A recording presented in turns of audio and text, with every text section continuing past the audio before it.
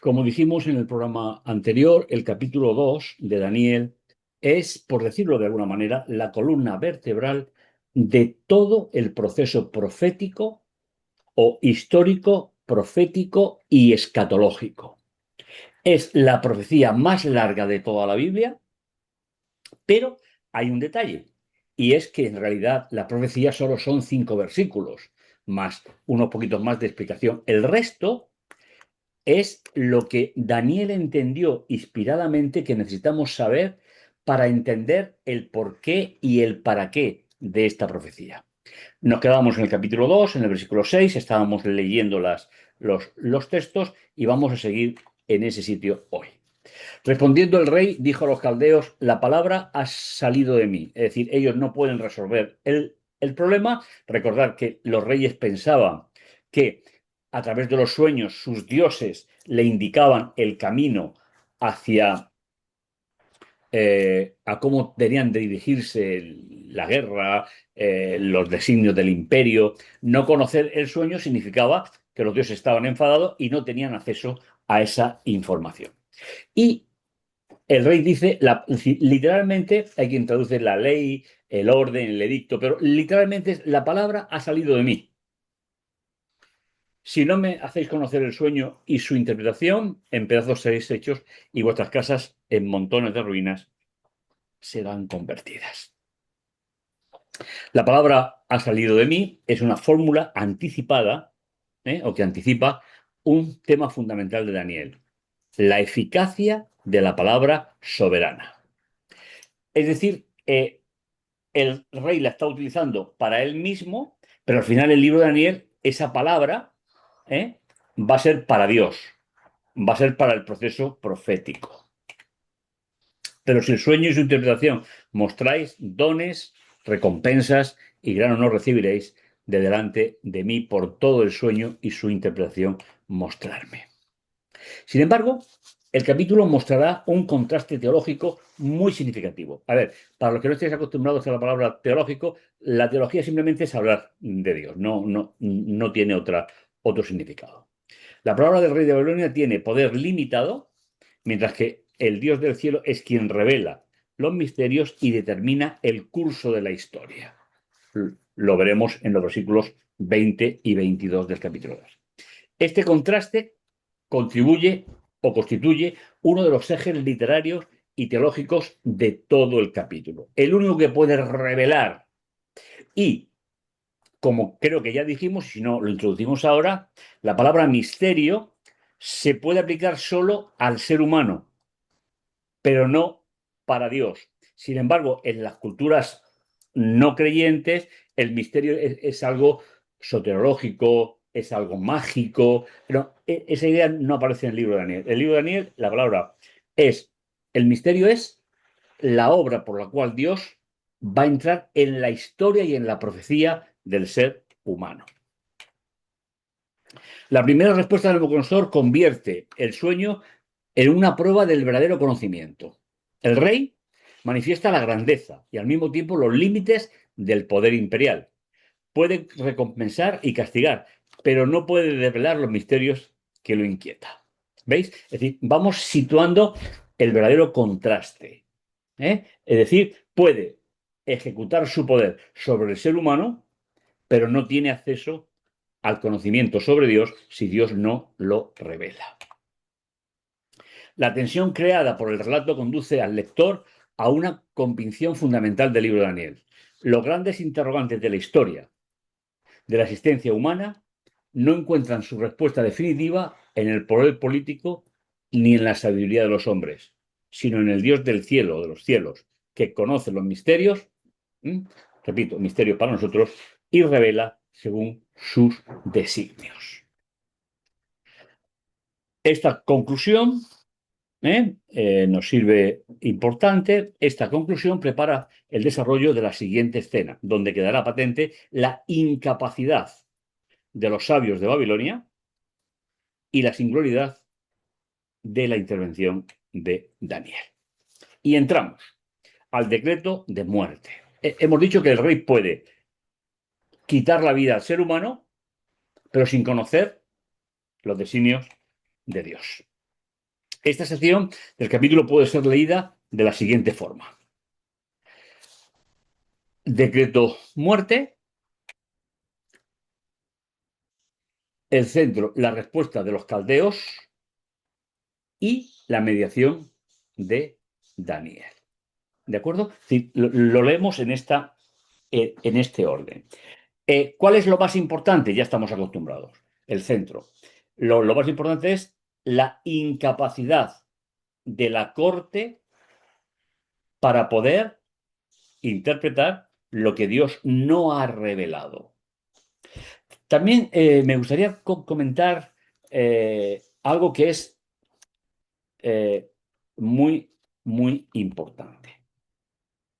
El libro de Daniel, el libro de Apocalipsis, y por extensión el conflicto de los siglos, son libros pedagógicos para el pueblo de Dios. No hay constancia de que Daniel utilizara el libro para el libro, me refiero al escrito, para la evangelización, sino para que el pueblo de Dios que va a atravesar toda la historia se encontrara situado en la perspectiva cuando le corresponda. ¿Eso a qué nos lleva? A que tenemos que enseñar primero la figura del Salvador, la figura de la alianza, y luego, cuando la persona acepte al Mesías, acepte al Redentor, la profecía le va a servir para llevar su propio camino, su propio enfoque. Respondieron por segunda vez y dijeron: el rey diga el sueño a sus siervos y la interpretación mostraron. Eso era lo habitual. Los sabios no rechazan interpretar el sueño. Su dificultad consiste en acceder a la propia falta de revelación divina. Para ellos, como era habitual, el conocimiento depende de la información que pueda proporcionar el rey. Y para eso tenían fórmulas y muchos libros y mucha preparación para fórmulas estereotipadas. Su saber se basa en la experiencia, la técnica y la tradición, pero no puede penetrar en aquello que permanece oculto para el ser humano. Respondiendo el rey y dijo con certeza: sé yo que estáis ganando tiempo. Anticipo una idea fundamental en el libro de Daniel. En el libro de Daniel existen varias nociones de tiempo, pero hay tres que tienen que ver con el proceso profético. Y aquí entramos siempre a esa idea, ¿no? Es decir, ¿hay que leerlo para que podamos entenderlo? Bueno, pues procuraremos explicarlo. Hay el tiempo de soberanía de Dios, el tiempo de dominio humano y el tiempo del fin, relacionado con la profecía. En este caso, con certeza sé que estáis ganando tiempo, es decir, tiempo humano. Es decir, no estamos en el tiempo de Dios, estamos en el tiempo de gestión humana, porque habéis visto que la palabra ha salido de mí, esa palabra de sentencia. Daniel 2.8 presenta a Nabucodonosor como un rey convencido de la firmeza de su palabra y de su capacidad para controlar los acontecimientos. Sin embargo, el relato prepara al lector para describir que la verdadera soberanía sobre el tiempo, la historia y los misterios no pertenecen a los imperios humanos, sino solamente al Dios de los cielos. La seguridad del rey contrasta con la futura revelación de la soberanía divina, uno de los grandes temas del capítulo que estamos viendo. Porque si el sueño no me hacéis conocer, una sola es vuestra sentencia.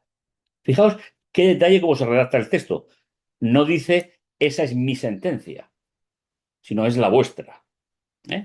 Palabra falsa y corrompida os habéis preparado para decir delante de mí hasta que el tiempo cambie. Tiempo, soberanía humana. Por tanto, decidme el sueño y sabré que podéis mostrarme su interpretación. El rey no es capaz de percibir todavía quién controla realmente el tiempo de la historia. Y la palabra historia, en el capítulo 2, la vamos a utilizar haciendo énfasis en tres conceptos. el proyecto profético completo es un periodo histórico, un periodo profético y un periodo escatológico. Pero eso le vamos a llamar historia, porque finalmente todo se convertirá en eso para nosotros. Los representantes de la sabiduría de Babilonia solo pueden actuar dentro de los límites del conocimiento humano, mientras que el rey exige un saber que trasciende toda la capacidad natural. La sospecha mutua pone de manifiesto la fragilidad del poder político como la sabiduría de los hombres. Al mismo tiempo, la referencia al cambio de los tiempos introduce uno de los grandes temas del capítulo. La historia con mayúscula no depende de las estrategias humanas, sino del Dios que conoce lo que tiene que revelar y gobierna los tiempos. ¿Eh? El primer tiempo es el tiempo del ser humano, el segundo época es el tiempo de soberanía de Dios, como iremos traduciendo a lo largo del tema. De esta manera, el relato prepara al lector para la futura manifestación de la verdadera sabiduría, representada por Daniel, y en último término, por el Dios del cielo que revela lo oculto. Respondieron los caldeos delante del rey y dijeron: no existe hombre sobre la tierra que pueda manifestar la palabra del rey, pues ningún rey grande y poderoso ha podido o pedido cosa semejante a escriba, encantador o caldeo. Versículo 11 resume la necesidad que tienen los magos, astrólogos y caldeos. Dice: la cosa que el rey pide es extraordinaria, grandemente extraordinaria.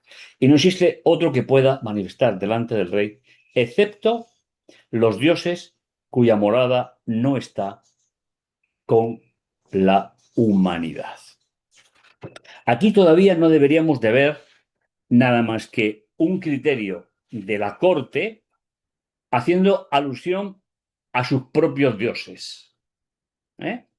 Dios se va a manifestar en el momento oportuno, pero mientras tanto ellos dicen, bueno, como ellos tenían dioses por todas partes, tenían divinidades celestiales, más grandes, más pequeñas, pues ellos dicen, excepto los dioses cuya morada no está entre los seres humanos. Entonces el rey se enfureció terriblemente y mandó exterminar a todos los sabios de Babilonia. Una vez promulgado el decreto de exterminar a los sabios, buscaron también a Daniel y a sus compañeros para matarlos. Y aquí tenemos un detalle que me gustaría comentar. Daniel y sus compañeros, desde su graduación, que vimos en el capítulo 1, versículos 17 y 18, vivían en el entorno del Consejo de Estado, donde había magia, astronomía, astrología, brujería. Y aquí hay algo que nosotros deberíamos de aplicar un poco a nuestra vida. Porque una cosa es que tenemos que vivir en este mundo y otra cosa es que nos apartemos del mal. Pero Daniel y sus compañeros lo hicieron de tal manera que no se enfrentaron directamente a aquello que rechazaban. No porque lo aceptaran, sino porque no entraban en el debate. Y creo que ahí deberíamos de aprender un poquito. ¿Cuál fue? ¿Para qué buscaron a esos compañeros? Como formaban parte de ese grupo, pues Daniel dirigió de manera prudente y sensata a Ariot, el jefe de la Guardia Real, que se disponía a ejecutar a los sabios de Babilonia. Y como siempre veis que Dios aún no ha intervenido. Ese va a ser el esquema que se va a ir dando en todas las partes del libro. Tomando la palabra, preguntó Ariot, oficial del rey, ¿por qué ha promulgado el rey un decreto tan severo? Y le explicó el asunto. Y Daniel fue y pidió al rey que le concediese un tiempo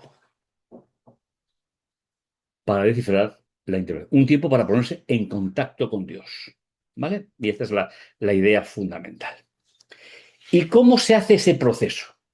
Ahora es cuando ellos van a invitar directamente a Dios, lo van a situar en la escena.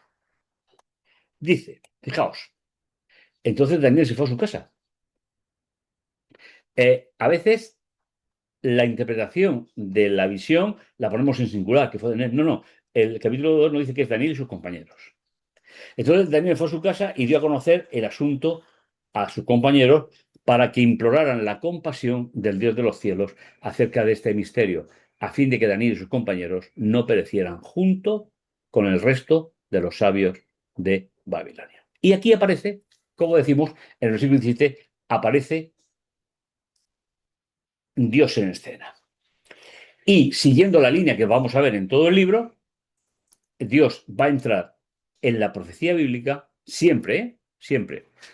Cuando el creyente que vive los avatares de la profecía le invita directamente. Si no, no participa. Por eso no quiere decir que se retire de nosotros o que tengamos. No, simplemente no participa. Eh, el centro, lo más importante de todo el capítulo, el versículo 19. Cortito, pero muy profundo. Dice: el misterio fue revelado. Fijaos, fue revelado, no tiene nada que ver con adivinación. Una vez que ellos han invitado a Dios para que sea el que solucione el problema según su propio criterio, Daniel va a conocer el sueño y la interpretación mucho antes que el rey y mucho antes que sus compañeros. Y él hizo relevante al Dios del cielo. Y aquí quisiera, porque si cogéis vuestra Biblia, en vuestra Biblia pone, las versiones normales pone, y bendijeron al Dios de los cielos. No es que el texto no diga eso. Lo que pasa es que el uso medieval que ha llegado hacia nosotros de la bendición está bastante apartado del sentido original. El sentido original significa, como tenéis en pantalla, hacer relevante en nuestra vida a Dios. O al revés, si Dios nos bendice, es porque nos hace relevantes para un proyecto. Así salimos del esoterismo medieval sobre algo que es concebido por el mundo cristiano, por la cristiandad, como algo mágico. Es decir, realmente habéis pensado, cuando decimos bendición, ¿cómo entendemos el tema? Porque lo vamos a ver en muchas partes del libro. Simplemente es la importancia que yo le doy a Dios o la importancia que Dios da al ministerio de Daniel y sus compañeros. Y repito, no es que el término original no significa bendecir. Se puede traducir también por hacer relevante, pero la herencia en este tema hace que a veces el término se interprete de una manera muy poco objetiva. Por tanto, ¿para qué se escribió el capítulo 19? Perdón, ¿para qué se escribió el capítulo 2 de Daniel? Lo tenemos en el versículo 19. Porque a partir de aquí va a empezar a terminar el problema hasta el final. El misterio le fue revelado a Daniel. Hemos hablado de revelación, ¿vale? El término utilizado por Daniel, ya lo hemos visto, como aplicación práctica se debe pensar en las siguientes ideas. Primero, cuando decimos que Dios te bendiga, estamos diciendo que permita que Dios te dé importancia. Cuando decimos bendigo a Dios, estamos diciendo que Dios es importante y relevante para nuestra vida. Pero siempre en esa relación personal. Es decir, Dios no va a actuar nunca si nuestra fuerza de voluntad no lo pone en primer lugar. Y la siguiente idea es memorable, porque es la oración. En el libro de Daniel aparecen 7 oraciones. Esta es una de ellas. Y fijaos, los versículos 17 y 18 imploran la respuesta de Dios. Versículo 19, el centro del capítulo, Dios revela. Y ahora, ¿cuál es la actitud del creyente? Daniel y sus compañeros no permitieron que conocer el sueño les permitiera enorgullecerse. Esa no es la idea. Sino, fijaos, respondió Daniel y dijo: sea el nombre de Dios hecho relevante desde la eternidad y hasta la eternidad, porque la sabiduría y el poder de Él son. Es un texto precioso, ¿eh? Y empieza diciendo, quita reyes y establece reyes.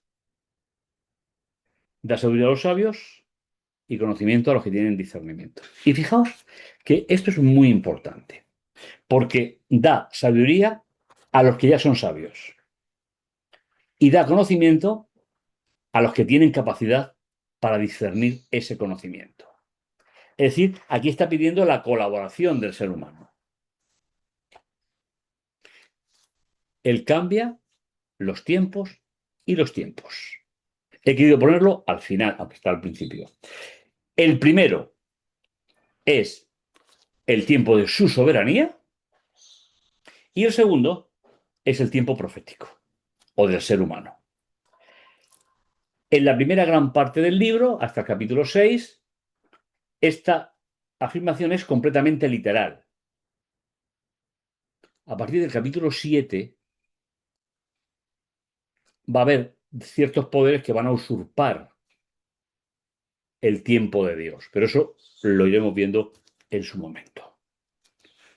Revela las cosas profundas, las ocultas, conoce lo que está en la oscuridad y la luz habita en él. Fijaos qué oración tan espectacular. Y esa oración, desde el punto de vista hebreo, le falta el último componente, que a mí me sugiere que yo debería de incorporarlo en mi oración. Fijaos, fijaos, a ti, Dios de mis padres. ¿Me permitís decir a ti, Dios de mi historia? ¿Quiénes son los padres? En la mentalidad hebrea, los padres son Abraham, Isaac, Jacob, las 12 tribus, la historia de la relación de Dios con su pueblo. Te doy gracias y te alabo, porque sabiduría y poder me has dado. Y ahora me has hecho conocer lo que te pedimos, porque el asunto del rey nos has hecho conocer.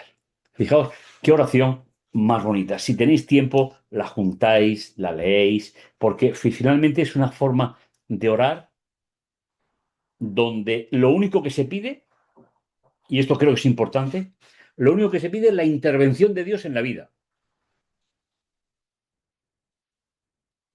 No se le dice otra cosa.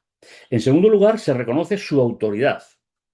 Pero en tercer lugar, habla de la historia en común.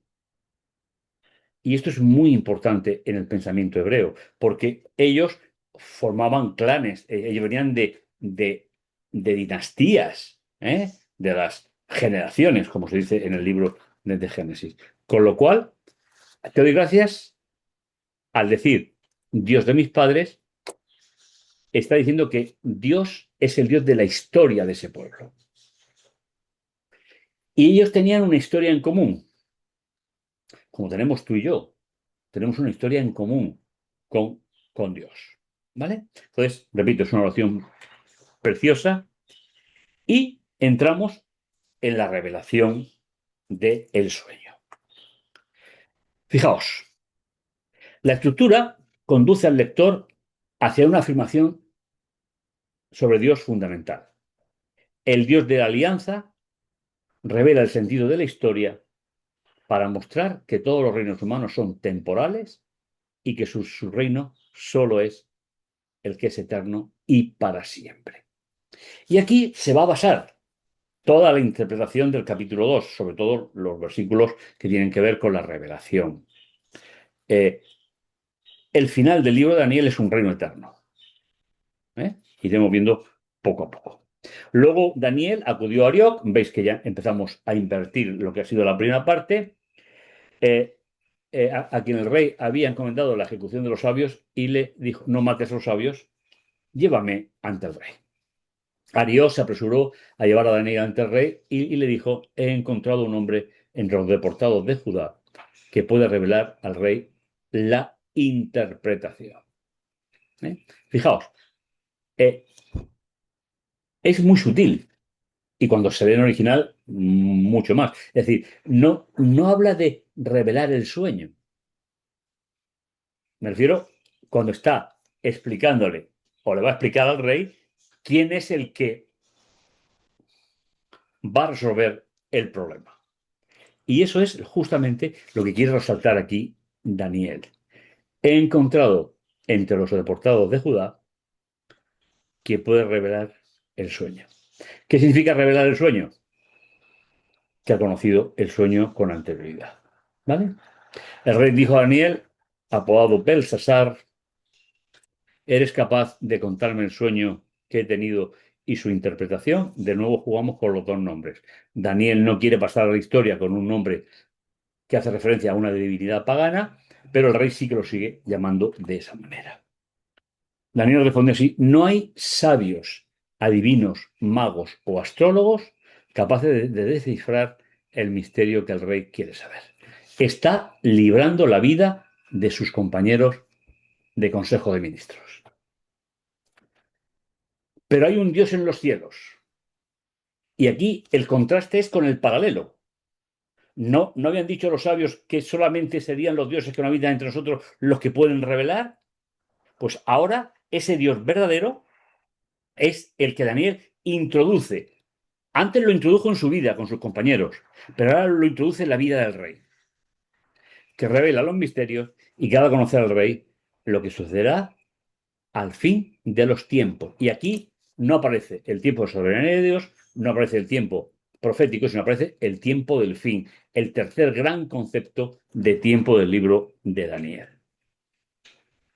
Estos eran el sueño y las visiones que tuviste, tú, oh rey, y comienza algo que conocemos muy bien, pero que vamos a ir situando porque creo que es importante.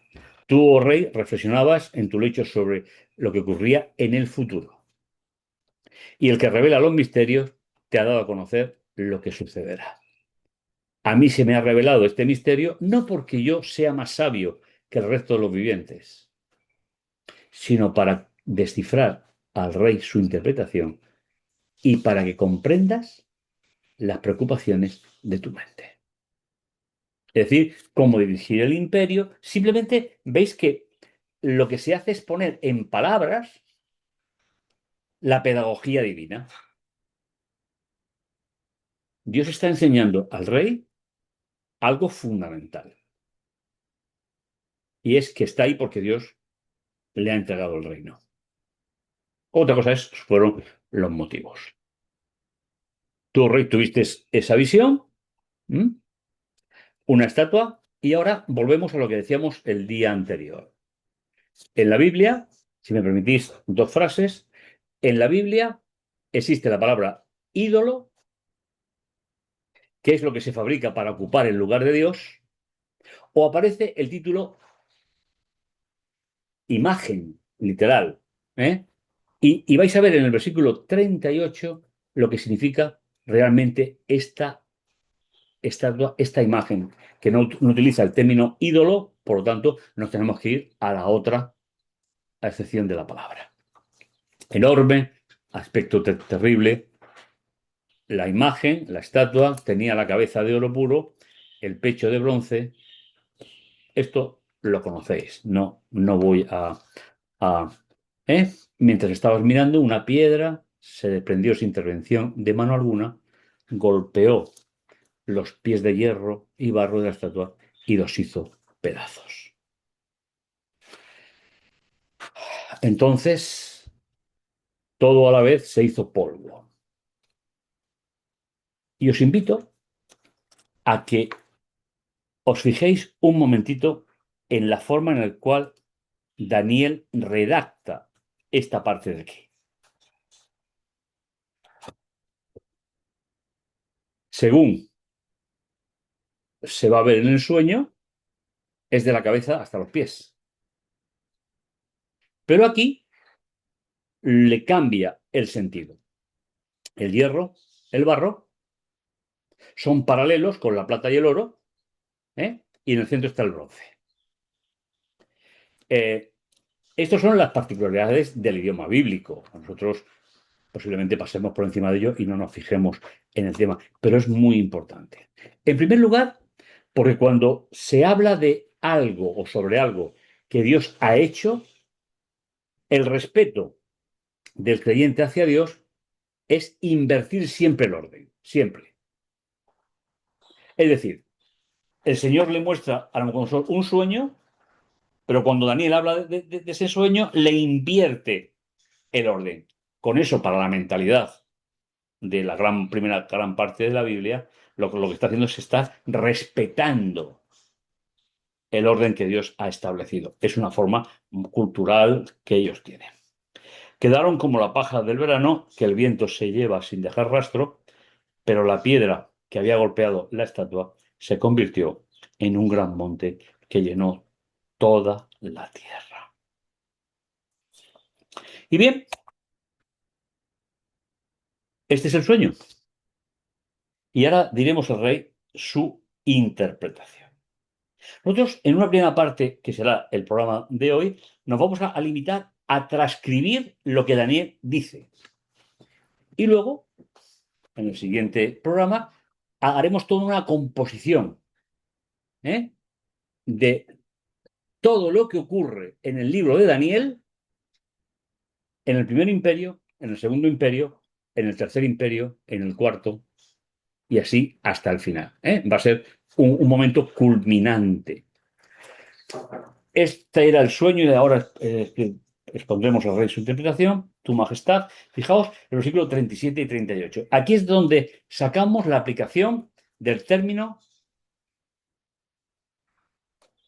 imagen o estatua, que no es, como decíamos, un ídolo, sino que tiene que ver con el control del planeta. Aunque nos parezca extraño. Y fijaos, dice, tu majestad, rey de reyes, a quien el Dios del cielo ha dado soberanía, fuerza, poder y gloria, te ha sometido.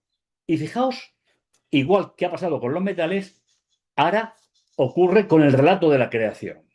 Si recordáis, fijaos, lo leemos como Daniel lo escribe y si recordáis Génesis 1 es completamente al revés. Dice, te has sometido a los hijos de los hombres, las bestias del campo y las aves del cielo. A que recordáis que el relato de la creación primeramente son las aves, después los animales y después el ser humano. Pues esto no es una coincidencia, es un concepto cultural. Es un concepto ético para respetar la soberanía de Dios. Cuando se citan ciertas obras del Todopoderoso, del Elohim, no se ponen en el mismo orden. Y eso es algo que se va a repetir en toda la primera gran parte de la Biblia. Donde quiera que habitan y te ha hecho soberano de todos ellos, tú eres la cabeza de oro. ¿Qué ha pasado aquí? En el relato de la creación, Dios estableció, cuando nos habla de las aves, de los animales y del ser humano, estableció el orden de la creación. Y eso es un concepto que necesitamos manejar con intensidad. El orden de la creación es Dios, el ser humano, porque la imagen de Dios la recibe él y ella a la misma vez. Y después el control de la naturaleza. Ese debía de ser el sistema normal. Si el pecado no hubiese entrado, siempre hubiese estado ese sistema que está en el universo, pero que no está en la tierra. La apostasía de Israel durante casi 400 años, antes de que Daniel fuese exportado, exiliado, fue de continua alteración del orden de la creación. Porque ¿qué es la idolatría? La idolatría es coger, y simplemente lo hago a modo de pregunta. ¿Qué es coger un trozo de árbol, un trozo de metal y ponerlo para ser adorado? Pues es muy fácil. Es invertir el orden de la creación. Y finalmente, mis hermanos, si me permitís, el pecado de Adán y Eva fue invertir el orden de la creación. Es decir, buscar en el árbol la sabiduría. ¿Os acordáis? Seguro. Cuidado con esto. Cuando yo ofendo a alguien, estoy rompiendo el orden de la creación. Cuando yo miento sobre alguien, estoy rompiendo el orden de la creación. A veces nosotros confundimos, como hacían los fariseos de la época de Jesús, las acciones con el origen. El origen de pecado en la Biblia siempre es alterar el orden de la creación. Y eso es algo que deberíamos de meditar porque, repito, a veces nos perdemos en las acciones, que es lo que se ve, pero el problema no es lo que se ve, el problema es la intención. ¿Vale? Entonces, ¿qué recibe a través del sueño del capítulo 2? ¿Qué es lo que recibe Nabucodonosor? El control, la soberanía de la creación, que Dios se la otorgó al ser humano como raza, pero que llegando el exilio se va a centrar en el desarrollo de la estatua. ¿Hasta qué? Hasta el reino eterno. Por lo cual, aquí tenemos ya una idea anticipada que es la historia que se convertirá en profecía y que se convertirá en asuntos para el tiempo del fin, es el desarrollo de la alteración del orden de la creación. Esto es importante porque es la gran lección del capítulo. Te ha sometido los hijos de los hombres, las bestias, las aves, donde quiera que habiten. Es decir, a partir de ese momento, al integrar al pueblo de Israel como sus súbditos, se quita de la escena la representación que tenía el pueblo de Dios antes del exilio. Después de ti surgirá uno inferior, versículo 40, luego vendrá un cuarto reino duro como el hierro, ¿eh? Los pies de hierro que viste es mitad de barro y mitad barro cocido o de alfarero, mitad de hierro corresponde a un reino que estará dividido, tendrá la solidez del hierro, pero viste el hierro mezclado con el barro, que es esa unión que hemos dicho al principio y que iremos desarrollando, que es la unión entre lo político y lo religioso. Y estamos terminando por hoy. Lo de los pies, mitad de hierro y mitad de barro, significa que el reino será dividido a la vez fuerte. Y como viste el hierro mezclado con el barro, así se mezclarán los linajes entre sí, pero no se fundirá el uno con el otro, como el hierro no se funde con el barro. Y aquí tenemos muchas cosas que descubrir y repito, a la idea al principio, la profecía no está hecha para los no creyentes, la profecía está hecha para el creyente. Y cualquier persona que se evangelice y que acepte al Mesías, en cuanto acepte al Mesías, la profecía forma parte ya de su vida. ¿Por qué? Porque es ver cómo nos situamos los creyentes en la línea de tiempo profético. Y eso iremos viéndolo en todo el libro. En tiempos de estos reyes, el Dios del cielo hará surgir un reino que jamás será destruido, ni cederá su soberanía a otro pueblo, pulverizará, aniquilará a todos ellos, y él subsistirá para siempre. Fijaos, si os dais cuenta, son cuatro características. Exactamente igual que el desarrollo de la estatua. Todo lo que va a hacer que la estatua vaya cayendo y se vaya sustituyendo el uno por el otro. Esa idea en el sueño está muy bien diseñada porque es la transitoriedad de los reinos frente a la eternidad que Dios tiene preparada para su pueblo. ¿De acuerdo? La certeza de la revelación confirma que Dios gobierna la historia. ¿De acuerdo? Y muy bien, pues aquí lo dejamos hoy. Ya conocemos el sueño y ahora necesitamos hacer una simbiosis con todo esto, ver qué ocurre en cada parte y ver cuál es la parte que nos toca vivir a nosotros, qué parte es historia qué parte es presente y qué parte es futuro. Y esa línea de historia, esa línea de tiempo, aprender a manejarla como creyentes. Por eso mi deseo para vosotros es que este acercamiento a esta profecía, a esta gran profecía, la columna vertebral de todo el sistema profético bíblico, nos sirva para situar nuestro presente y nos sirva para saber que Dios tiene un plan para mi vida y para la tuya, si lo ponemos a Dios en primer lugar. Mi deseo es que podamos sentirnos privilegiados por ese regalo que Dios hizo a Nabucodonosor, pero que también nos hizo a nosotros.